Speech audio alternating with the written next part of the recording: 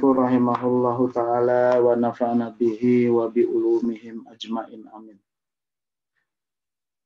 Bismillahirrahmanirrahim. Al-hikmatur rabi'atu wal isyruna. Bermula ini itu hikmah yang ke-24. Qala Syekh Ahmad Ibnu Athaillah As-Sakandari, muallif hadzal kitab, la tastagrib wuku al-aqdari. La tastagrib, jangan engkau merasa heran. Wuku al-aqdari, dengan banyaknya kekeruhan, dengan terjadinya kekotoran pada diri kita. Madamat fi hadhihi dar, selama engkau berada di negeri dunia ini. Jangan engkau merasa heran, engkau terjatuh, engkau terkena kotoran, yaitu maksiat yang menyebabkan kotornya hati. Madamat fi hadhihi dar, selama kita masih berada di negeri dunia ini, di alam dunia ini. Fa innaha, maka sesungguhnya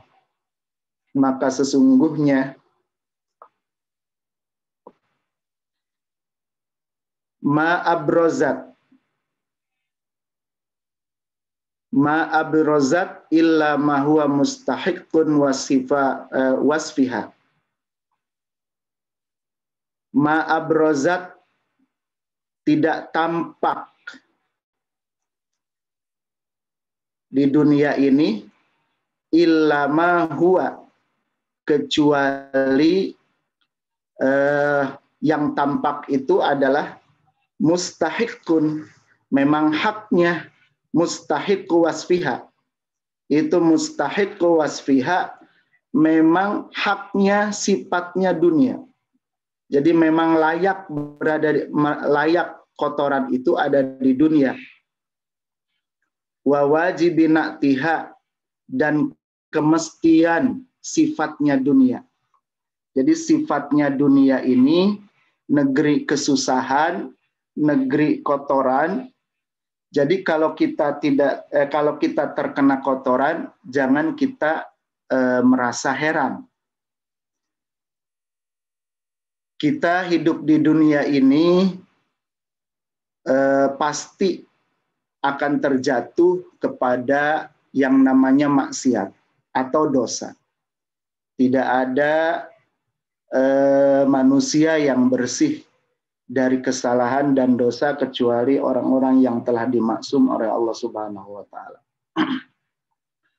Oleh karena itu jangan heran jika kita terkena maksiat, terkena dosa. Yang penting di dunia ini kita tetap mendekatkan diri kepada Allah Subhanahu wa taala, seperti yang pada hikmah yang sebelumnya, yaitu seburuk apapun, sehitam apapun, sekelam apapun dosa-dosa yang sudah kita lakukan, jangan kita menunggu bersih dulu untuk mendekat kepada Allah Subhanahu wa taala. Karena kalau kita nunggu bersih dulu, itu kita akan berhenti mendekat kepada Allah Subhanahu wa ta'ala-nya. Jadi jangan pedulikan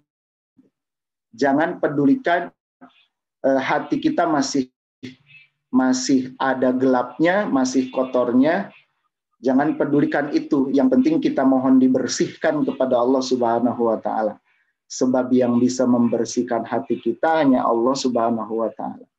Tugas kita adalah itu beribadah kepada Allah Subhanahu wa ta'ala, taqarrub kepada Allah Subhanahu wa ta'ala.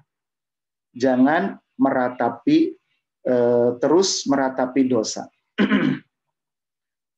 Kalau kita sudah bertobat memohon ampun kepada Allah Subhanahu wa taala, kita yakinlah bahwa Allah menerima taubat kita. Dan setelah itu terus bertakarub kepada Allah, mendekat kepada Allah. Jangan pedulikan perasaan hati kita yang masih terasa kotor. Karena membersihkan hati yang kotor itu adalah bukan urusan kita. Itu urusannya Allah Subhanahu wa taala. Tugas kita adalah beribadah. Dan ketika kita terkena dosa lagi, berbuat maksiat lagi, terkena kotoran dunia lagi, jangan merasa heran. Di sini la tastaghrib. Jangan engkau merasa heran. Karena di dunia ini negerinya kesalahan, negerinya kesusahan. Yang penting kita menata hati kita agar berusaha untuk menghindarinya. Agar kita berusaha untuk menghindarinya.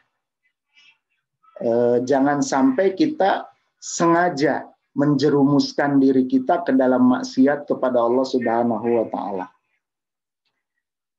Kita harus berusaha menata diri kita dengan sebaik-baiknya untuk tetap berada di jalan yang diridhoi oleh Allah Subhanahu wa taala. Karena dunia ini adalah negerinya kotoran, gitu ya.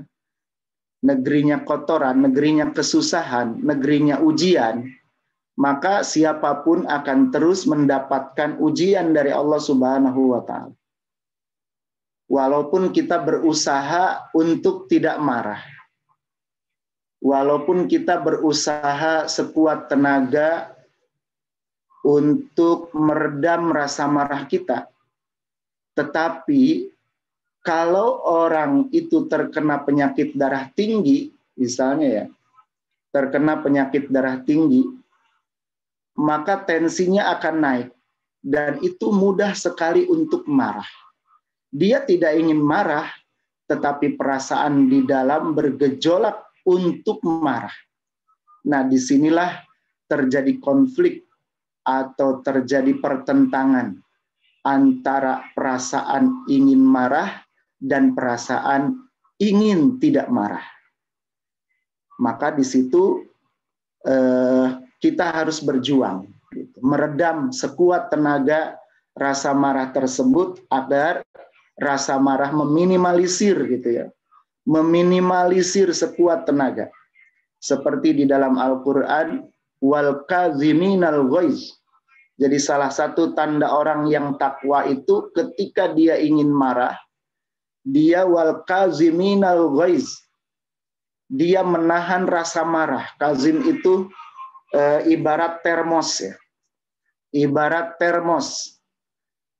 Di dalam itu sangat mendidih dan panas gitu, sangat panas. Tetapi di luar, di sekitarnya, dia tetap memberikan rasa adem, tetap dingin. Sekitarnya tidak kepanasan. Gitu. Itulah wal kaziminal ghaiz, salah satu tanda orang yang bertakwa. Walaupun perasaannya ingin marah, gitu, tetapi dia berusaha menahannya. Marah itu, panas itu hanya di dalam, tetapi lingkungannya tidak dirusaknya. Lingkungannya tidak kepanasan. Itulah salah satu cara kita, ya, salah satu cara kita untuk berusaha agar meminimalisir sekecil mungkin kesalahan. Kesalahan memang kita tidak akan bisa menghindarinya. Al-insan mahallul khata' wan nisyan. Manusia itu tempatnya salah dan lupa. Kalau manusia tidak salah dan tidak lupa, tidak pernah salah dan tidak pernah lupa, ya bukan manusia namanya. Gitu ya. Karena manusia itu tempatnya salah dan lupa. Walaupun kita salah dan lupa, Allah memberikan kesempatan kepada kita untuk bertobat kepada Allah Subhanahu wa taala. Jadi di sini Kiai Musannif menegaskan Jangan kita berputus asa karena dosa-dosa kita yang banyak. Sebelum ini kita telah banyak berbuat dosa. Bahkan sehari-hari kita berlumuran dengan dosa, bergelimang dengan dosa. Setiap saat, bahkan setiap detik, yang kita lakukan, yang kita inginkan adalah sesuatu yang dosa. Maka walaupun seperti itu, kita harus tetap, kita jangan heran, jangan terpengaruh oleh dosa-dosa itu. Yang lalu biarlah berlalu, yang sudah lewat biarlah lewat. Setelah kita tobat, kita tata diri kita persiapkan diri kita untuk menyongsong masa depan dalam rangka beribadah kepada Allah Subhanahu wa Ta'ala. Ini yang menjadi harus menjadi pegangan bagi siapapun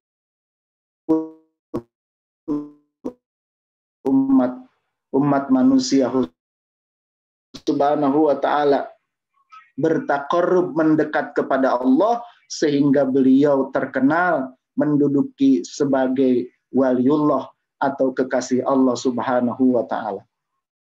Jadi tidak menutup kemungkinan seorang yang tadinya ahli maksiat, dia akan berubah menjadi seorang kekasih Allah Subhanahu wa Ta'ala, seorang waliullah, apabila orang tersebut tetap konsisten, dia tetap bertaqarrub kepada Allah Subhanahu wa Ta'ala. Demikian mungkin penjelasan dari saya mengenai hikmah yang ke-24 ini. Mudah-mudahan bermanfaat. Hadanallahu wa iyyakum ajmain. Assalamualaikum warahmatullahi wabarakatuh. Waalaikumsalam warahmatullahi wabarakatuh.